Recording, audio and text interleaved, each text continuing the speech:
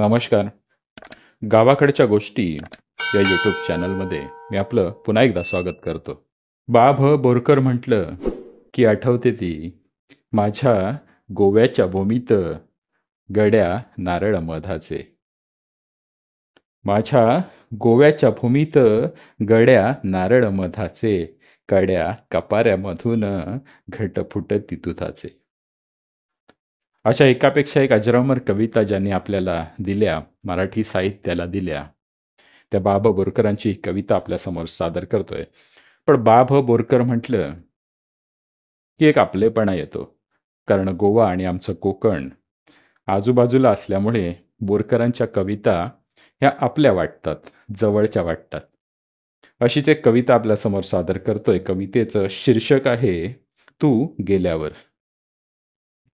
तू गेल्यावर फिके चांदणे, तू गेल्यावर फिके चांदणे, घर परसू ही सुने सुके, मुले मांजरा परी मुकी अन दर दोघांच्या मध्ये धोके. तू गेल्यावर घरात देखील पाऊल माझे अडखळते. तू गेल्यावर घरात देखील पाऊल माझे अडखळते, आणि दाटुणी हवा भोवतीची श्वासास्तव मन तडफडते.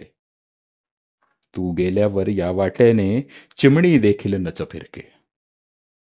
तू गेल्यावर या वाटेने चिमणी देखील नच फिरके, कसे अचानक झाले नकडे सगळे जग परके परके. तू गेल्यावर जडून पनगत लागे पिंपळ हाय गळू. तू गेल्यावर जडून पनगत लागे पिंपळ हाय गळू, गळ्यातले मम झुरते गाणे वाटे मरते हळूहळू. तू गेल्यावर दिवसांस्तव जर ही माझी अशी स्थिती. तू गेल्यावर 2 दिवसांस्तव जर माझी ही अशी स्थिती, खरीच माझ्या आधी गेलीस तर मग माझी कशी गती. खरीच माझ्या आधी गेलीस तर मग माझी कशी गती. तू गेल्यावर फिके चांदणे, घर परसू ही सुने सुके, मुले मांजरा परी मुकी अन दर दोघांच्या मध्ये धुके. धन्यवाद.